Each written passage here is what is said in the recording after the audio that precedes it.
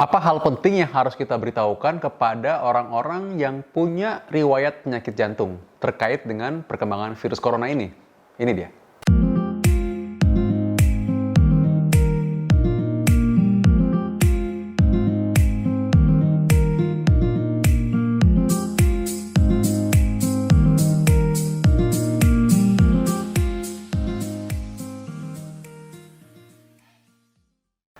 Jadi banyak sekali yang bertanya kepada saya bahwa apa hubungannya sih orang dengan punya penyakit jantung lantas dengan penyebaran virus corona ini? Ya, memang ada hubungannya. Karena kita tahu bahwa 50% pasien yang dirawat itu punya penyakit penyerta. Dan 80% dari orang-orang yang dirawat karena corona ini ternyata dia punya penyakit yang berhubungan dengan kardiovaskular, yaitu sistem jantung, pembuluh darah, dan juga stroke. Bahkan ada yang tumor ya. Jadi umumnya mereka itu punya sistem pembuluh darah yang sudah terganggu atau jantung yang sudah terganggu, misalnya gagal jantung atau pernah serangan jantung atau pernah stroke. Ini bisa memperparah kondisi seseorang yang sudah terkena infeksi COVID-19 ini.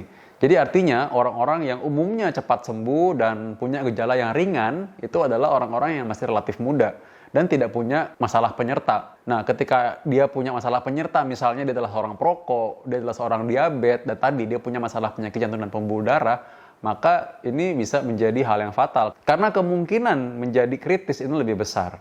Nah, jadi kita harus hati-hati. Nah, bagaimana dengan orang-orang yang selama ini membadati rumah sakit? Ini banyak yang nanya juga sama saya nih. Karena pasien-pasien kebanyakan datang lalu dia menjadi takut karena adanya masalah COVID-19 ini. Jadi mereka kan harus datang ke rumah sakit untuk kontrol. Memang kita sarankan bahwa apabila seseorang tidak punya gejala signifikan, artinya dia sudah berobat secara teratur untuk masalah jantungnya, maka jika memang tidak perlu datang ke rumah sakit, nggak perlu datang, teruskan aja obatnya. Ya, karena kita mengurangi kemungkinan keramaian di rumah sakit dan kemungkinan tertular oleh penyakit yang lain. Jadi untuk saat ini lebih aman untuk lanjutkan obatnya lalu di rumah. Ya, olahraga pun di rumah saja.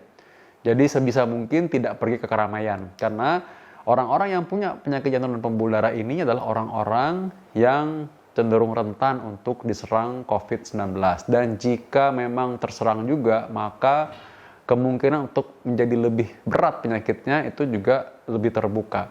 Jadi artinya, sekali lagi berikan saran ini kepada orang-orang yang Anda kenal yang sudah punya riwayat gagal jantung, pernah serangan jantung, pernah operasi bypass, atau pernah pasang ring. Sebaiknya jika tidak ada keperluan sekali, nggak perlu keluar rumah. Udah aja di rumah dulu ya. Berkarya di rumah, bisa kerja di rumah, bisa punya waktu keluarga di rumah, lalu jika ingin olahraga, ya olahraga di rumah saja. Jika memang perlu keluar rumah, memang dirasa perlu, ya sudah, Anda gunakan masker boleh, lalu Anda bisa jaga jarak. Jaga jarak itu harusnya 2 meter sebaiknya. Tapi kalau misalkan seenggak-enggaknya 1 meter pun lumayan lah ya. Dan jauhi kalau ada orang batuk-batuk. Ya intinya sebenarnya memang hindari keramaian. Ini kan kalau terpaksa aja kalau Anda pergi. Nah berikutnya obat-obatan jantung yang Anda minum setiap hari, ya diteruskan secara rutin ya. Kalau memang Anda ada keluhan tertentu, Anda demam atau Anda sesak, ya barulah Anda ke dokter untuk segera mengontrol kondisi Anda ya. Penggunaan masker ini memang diutamakan untuk orang yang sakit dan orang-orang yang merawat penderita infeksius atau orang-orang yang dikatakan risiko tinggi. Jadi memang kalau Anda sehat seharusnya tidak perlu menggunakan masker. Tapi untuk Anda yang ingin menggunakan masker karena Anda merasa nggak nyaman dengan kondisi yang sangat ramai sekali dan memang Anda adalah penderita riwayat penyakit jantung, maka Anda boleh menggunakan masker. Sekali lagi karena ini alasannya adalah Anda di keramaian tentu rentan terkena infeksi karena juga Anda punya kondisi penyakit penyerta yaitu kondisi riwayat penyakit jantung ini. Dan ketika Anda merasa lebih nyaman dan Anda memang merasa rentan, menggunakan masker cukup bisa membantu. Selain tentunya yang lain-lain, cuci tangan. Anda ingat selalu ketika mau makan dan persiapkan makanan, cuci tangan terlebih dahulu dengan air mengalir dan juga sabun. Jika tidak ada, ya gunakan tadi hand sanitizer. Di luar itu, ya berdoa semoga kita semua sehat-sehat selalu ya.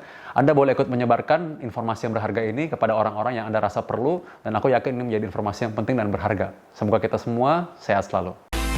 Dapatkan informasi medis langsung dari Dr. Vito dengan subscribe channel YouTube ini. Anda juga bisa membagikan semua informasi berharga di sini dengan cara share ke teman-teman atau kenalan Anda.